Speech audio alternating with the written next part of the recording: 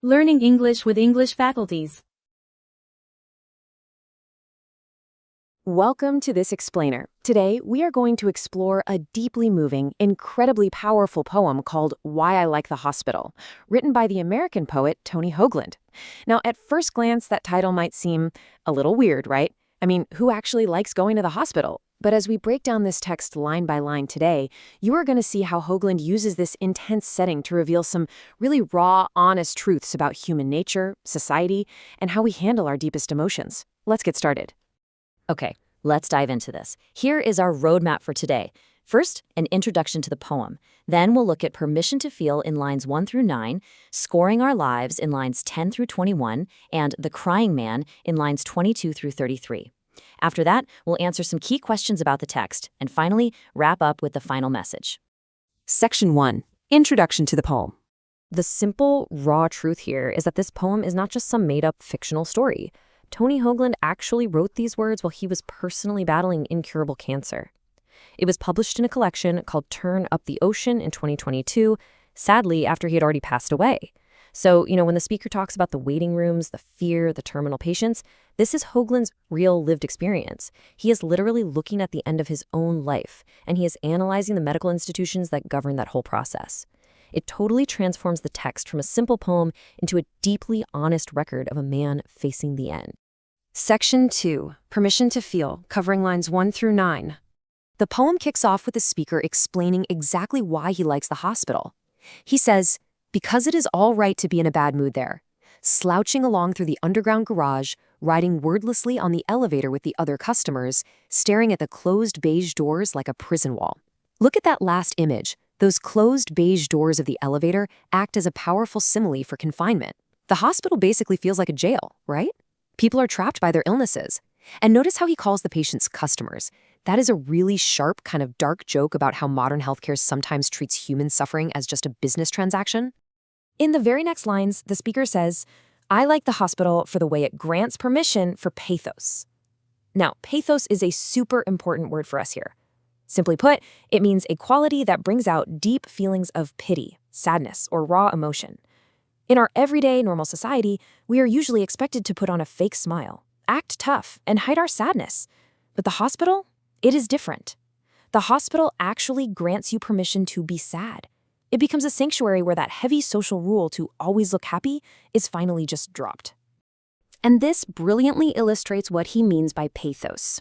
The poet gives us 3 vivid, absolutely heartbreaking snapshots of human vulnerability inside those walls. First, we see a mother with cancer trying to figure out how on earth to break the terrible news to her kids. Then, we see a bald young girl looking down at a medical tube or shunt installed above her missing breast, a really stark reminder of her battle to survive. And finally, we see an elderly woman referred to as a crone walking in her pajamas while dragging an IV pole. These images are heavy, they are real, and they show a shared human fragility that you just don't see openly out in the regular world. Moving on to Section 3, Scoring Our Lives, lines 10 through 21.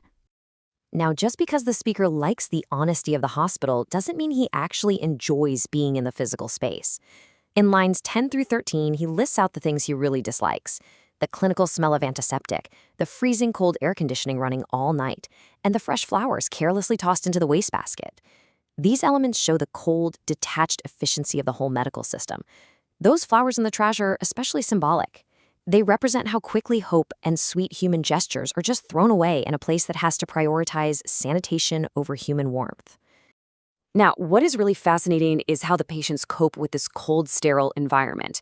The speaker notices people sitting on those hard plastic chairs, taking out notebooks to invent what he calls a complex scoring system for their lives. They basically make 2 columns. On the left side, times I acted like a fool, capturing all their mistakes, regrets, and failures. On the right side, times I acted like a saint, listing their acts of kindness and virtue. Remember, these are terminal patients facing the end of their days. They are deeply evaluating their lives, weighing their mistakes against their good deeds, essentially searching for meaning and validation before they pass away. While they are busy scoring their lives, they are experiencing what the poet calls the long prairie of the waiting. Now, a prairie is a vast, endless, flat field of grass, and the hospital waiting room feels exactly like that. A huge, isolating expanse of time and uncertainty. You are just waiting endlessly, either for the doctor, for your test results, or ultimately for the very end. This endless waiting creates what Hoagland calls the forced intimacy of the self with the self. Because there are zero distractions from the outside world in there, illness pushes you into a quiet, lonely space where you have absolutely no choice but to face your own true thoughts, fears, and identity. The poet uses an incredible metaphor here. He compares each sick person to a tree wondering what happened to the forest. Just think about that. You are a single tree facing illness, totally isolated, while the rest of the forest, meaning the rest of healthy society, just keeps moving on without you. Section 4. The Crying Man, lines 22 through 33. Here, the speaker observes a man in a lime green dressing gown hunched over in a chair. Unlike people outside who always pretend to be strong, this terminally ill man completely drops the act. He is sobbing without shame. The poet describes his tears as the overflowing bilge of helplessness and rage. He is a man who knows, deep down, he isn't going to be saved. He has surrendered to his fate, and the hospital is the one place that allows him the freedom to express that absolute despair out in the open without anybody judging him for it. So the crucial point is what this man does next. If you look closely at the text, the speaker notes that the man is holding his own hand in sympathy, listening to his own words, providing his own comfort. This is such a profound moment. It is absolute loneliness, for sure, but it's also radical self-compassion. He doesn't have friends or family there to comfort him. He's basically been abandoned by the healthy world, so he becomes his own comforter. It really highlights how, at the very end of everything, we must all face our battles alone and find strength from within. Section 5. Key questions answered. Let's tackle the foundational question of the entire explainer. Why does the poet actually like the hospital? The title itself is kind of meant to be a trick, right? Why would anyone like a place filled with disease and cold air conditioning? Well, the answer is psychological, not physical. The poet likes the hospital because it acts as a sanctuary from society's fake constant optimism. It allows the open expression of negative emotions, like fear, grief, and anger, without any judgment at all. People do not have to fake a happy smile.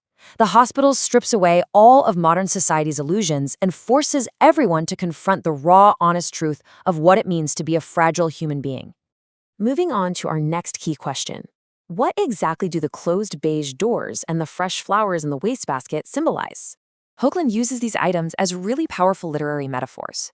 The closed beige doors of the elevator symbolize confinement and restriction.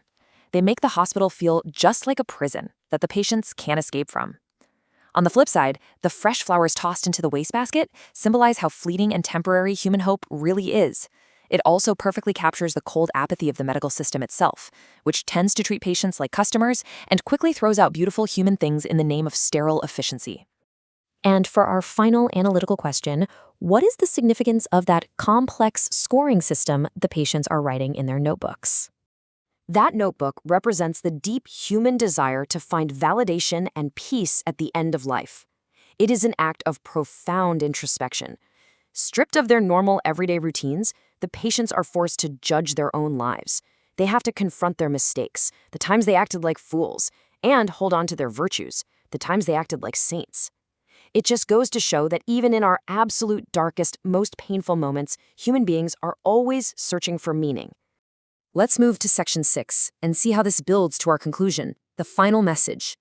Hoagland's poem is basically a mirror held right up to our modern society. He's showing us that it really shouldn't take a terminal illness or a cold hospital waiting room for us to be honest about our feelings. So I am going to leave you with this to think about. How often do you wear a mask of fake happiness in your daily life? And if you were to sit down with a notebook right now and score your own life today, what would your columns of fools and saints look like? Thank you so much for joining me for this explainer. Keep learning and keep reflecting.